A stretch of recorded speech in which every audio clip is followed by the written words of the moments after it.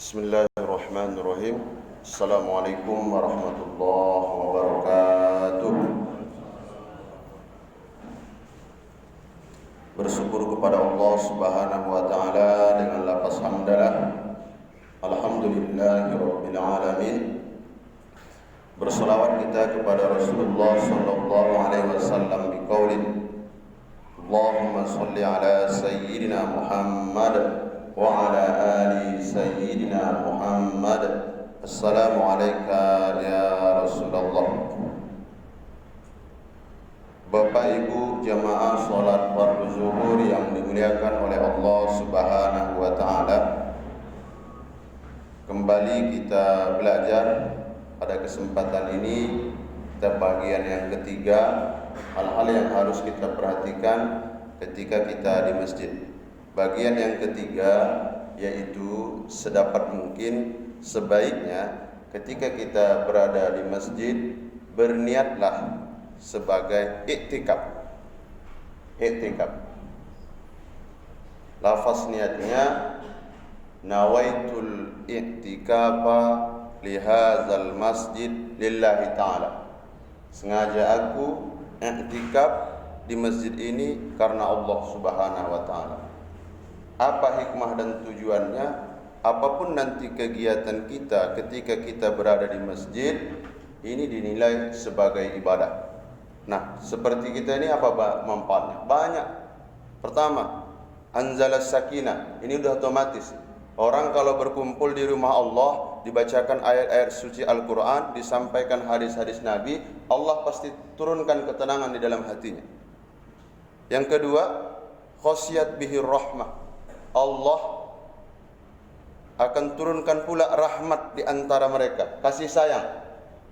Jarang sekali kita lihat orang berantem, bertengkar di masjid. Kenapa? Karena ini masjid tempat mulia, diagungkan oleh Allah Subhanahu wa taala. Selanjutnya yaitu yang ketiga, kita berada di sini bukan hanya kita saja, tapi ada makhluk lain, yaitu para malaikat. Malaikat juga ikut nimbrung di sini. Terakhir, wa zakarallahu fima indah. Allah akan banggakan kita di antara sekian banyak makhluknya ke makhluk-makhluk suci, para malaikat. Lihatlah umatku, apa mereka kerjanya? Iktikaf. Apa bagian dari iktikaf itu? Nih, belajar, ta'lim. Nah, yang menjadi permasalahan, kita lazim kalau iktikaf itu kita tahu 10 terakhir Ramadan. Enggak. Iktikaf itu kapanpun kita ada waktu, ada kesempatan. Menurut pendapat Imam As-Syafi'i, silahkan dengan niat iktikaf. Pak Ustadz, kalau tertidur kita di masjid, boleh tidur di masjid? Boleh. Boleh tidur di masjid. Tapi lihatlah posisinya.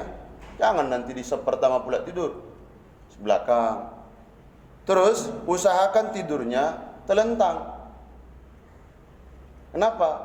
Karena kalau telungkup nanti takutnya bikin peta dia. Peta Sumatera, Kalimantan. Tiba-tiba nanti sholat asar. Di situ pula jamaah.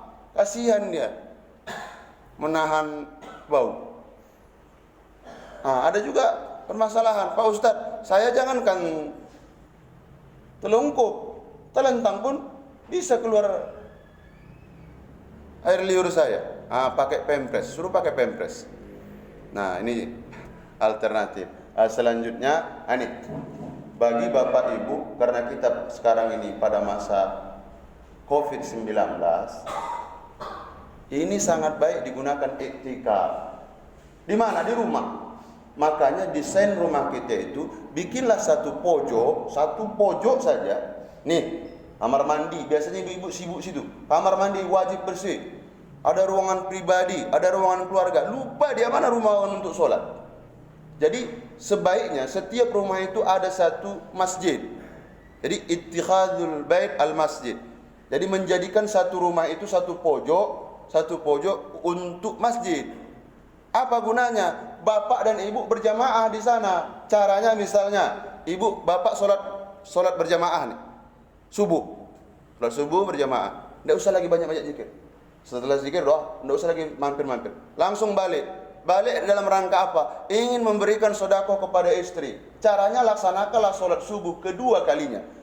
Pak Ustadz, saya sudah laksanakan sholat subuh. Iya betul untukmu. Tapi ingin tak bersedekah kepada istri dengan melaksanakan sholat kedua kali?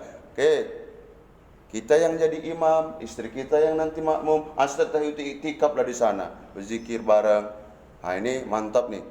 Tapi pendapat ini tidak disebutkan oleh Imam Asy-Syafi'i, pendapat ini disebutkan oleh Imam Abu Hanifah. Boleh iktikaf di rumah kalau di rumah itu ada tempat khusus yang disebut dengan masjid.